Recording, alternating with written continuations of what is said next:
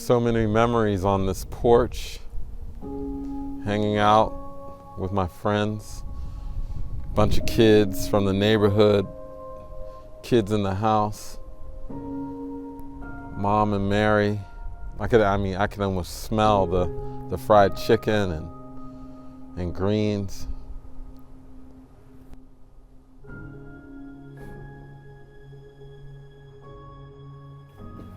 This is 1320 Hill Avenue, Wilkinsburg, Pennsylvania. The home I was reared in, as the story was told to me, when I was born, there was a deal made between my maternal grandmother and a woman by the name of Elsie Boyd.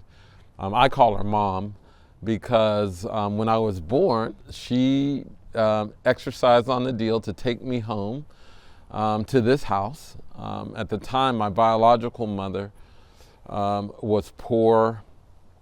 She already had a child when she was 15, had me when she was 17. Not just my mother was poor, but my father was a heroin addict, and he was in and out of prison. Eventually, he was murdered inside a prison a day before his 27th birthday.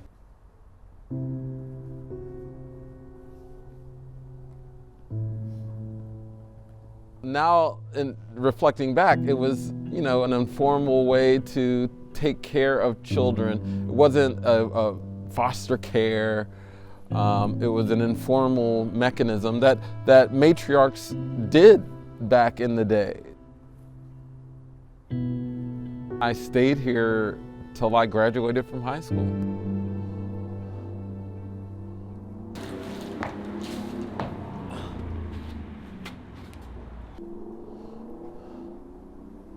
There's still items in there, I believe. Yeah, I'm actually anxious to see what's still in there. When Mom passed and Mom's daughter became ill, they both moved away. And so the home was abandoned and no one was paying taxes on it. And so the county, the borough claimed it. Wow. Oh my goodness. Oh my goodness. Yeah, it gets worse and worse every time. It gets worse. Like now the roof is completely collapsed. That part.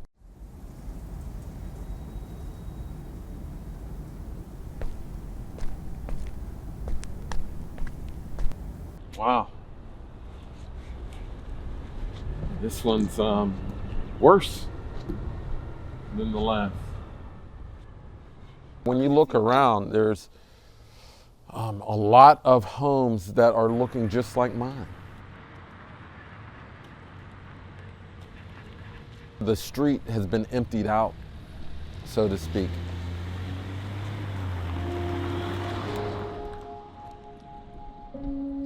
It was a fun place. It was community.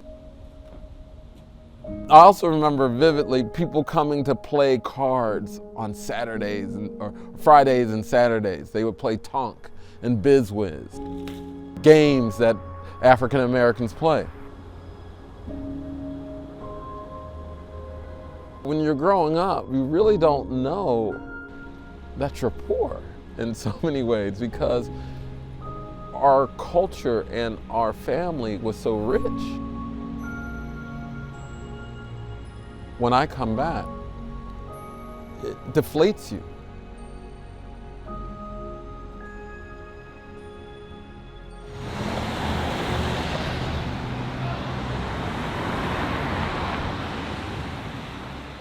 Wilkinsburg was a predominantly white area and a very wealthy, affluent area. When we started to approach the 70s, we started to see some of the economic shocks that would lead to U.S. Steel leaving the area. And of course, that helped facilitate white flight because from the 70s on through now, you started to see a rapid decline of white population. And black people at the same time started to move in to Wilkinsburg. And so the demographic shifted pretty dramatically as soon as it became darker. Investment started drying up. I mean, right down the street, and we need to go to the main street, Penn Avenue. We need to go to see what was once a booming main street.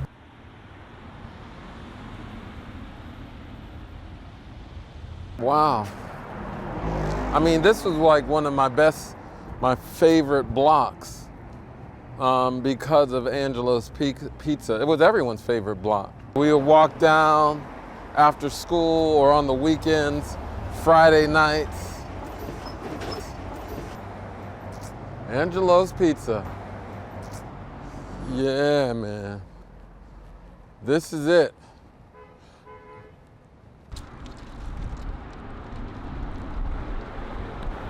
Oh, oh.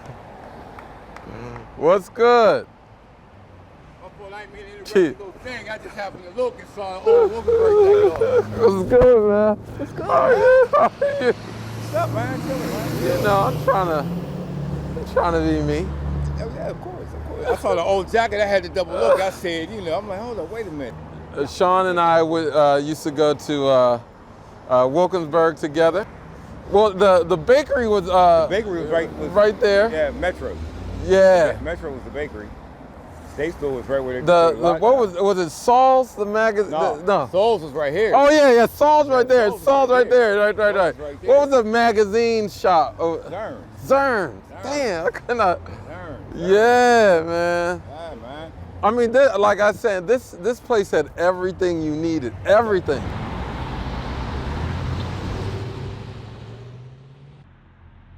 Whenever you see depopulation, it's going to have economic impacts because you're losing tax base, and that revenue leads to a lack of finances for policing, loss of revenue for schools, loss of revenue for other municipal services, and so depopulation certainly matters. However, I think when you lose white population and gain black population, or the black population becomes the dominant focus, something else occurs.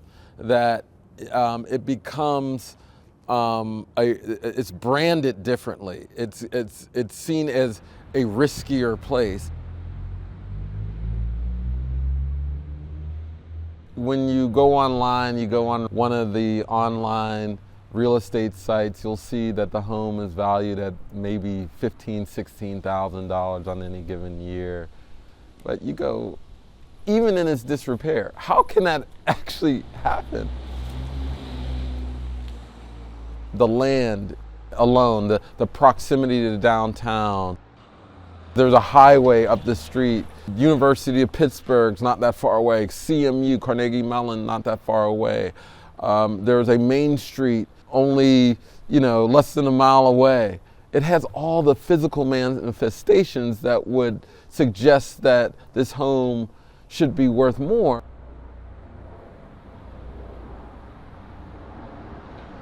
And so for me, that's where a lot of my work begins, to measure what's that penalty for being a black community. My colleagues, Jonathan Rothwell and David Harshbarger and I, we did a study where we looked at home prices, and no surprise, we found that homes in black neighborhoods in general are lower priced. But a lot of people will say that's because of education, that's because of crime. But those are things you can control for in a study, and that's what we did. And what we found is, on average, homes in black neighborhoods are underpriced by 23%, about $48,000 per home. Cumulatively, that's about $156 billion in lost equity. I mean, it's a big number, and I mean, just to put that in perspective, $156 billion would have financed more than 4 million black-owned businesses based upon the average amount of that black people use to fund to start their businesses. It would have funded more than 8 million four-year degrees based upon the average amount of a four-year public education. Those wealth extractive policies really throttled our ability to grow.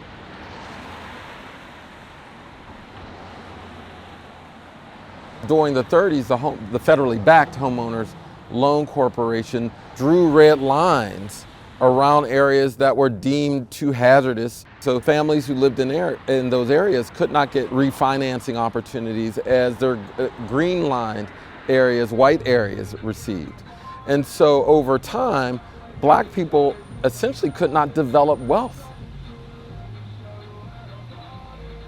Today you see white family median wealth at $170,000 compared to about $17,000 for black families. That's not by coincidence. That's not because of bootstrapping of white families and lethargy of black families. Wilkinsburg has its challenges. Certainly there's crime, high taxes, a lot of other issues. All of those things have ties to policy choices.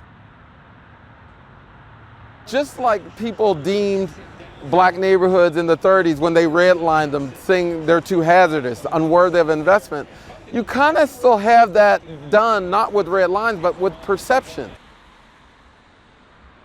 People see twice as much crime than there actually is in black communities. They see worse education than there actually is in black communities. And that dim view of black America shows up in home prices. But it also shows up in other areas as well. Development.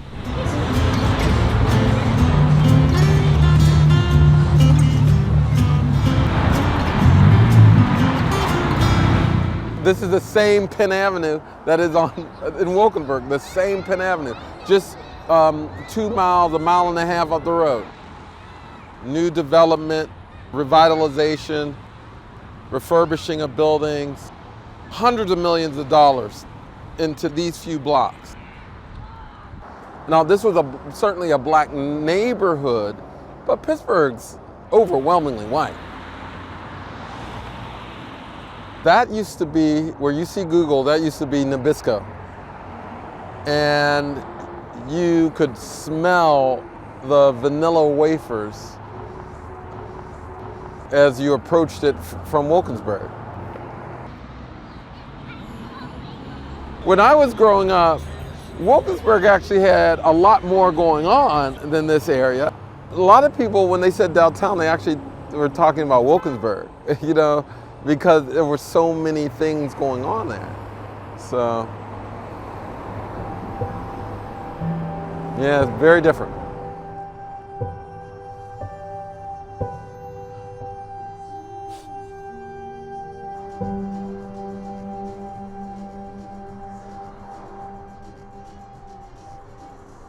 When you see development like this, it's not because of bootstrapping and ingenuity, it's because someone took a risk to give money, capital, equity to people. Wow, 250,000 square feet of office space in this area. So I can't even imagine the cost per square foot on this. I mean, it's a massive level of investment and development. What you're also seeing is the investment extending towards Pittsburgh and not going towards Wilkinsburg. So certainly you have the anchor of Google, and you should see investment bleeding both ways. But right now it's going in one direction. You gotta wonder, how race factors in whether or not a place gets development.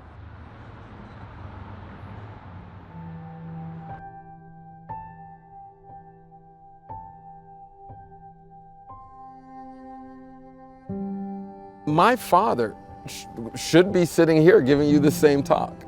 If he lived in areas where the home values were at market rate or the white rate, he would have had greater opportunity to go to college, greater opportunity to start a business. His drug use probably would not be criminalized. His life and my life would be different. Lots of people have been robbed of an opportunity to be successful. I'm no different than my father. I'm no different than the people who were snatched up by systems and people who were not invested in. Yeah, I made it, but I'm no different.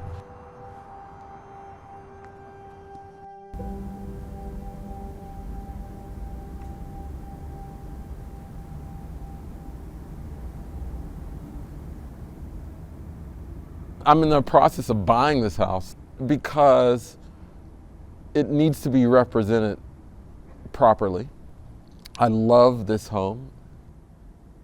It made me who I am today. And when I hear people say, oh, Wilkinsburg is bad, Wilkinsburg has crime, I mean, they're really talking about me. They're really talking about my potential. And so I want to show that when you invest in a place, it can grow. But I want to have something to share to my family that still lives in Wilkinsburg, that still lives in Pittsburgh.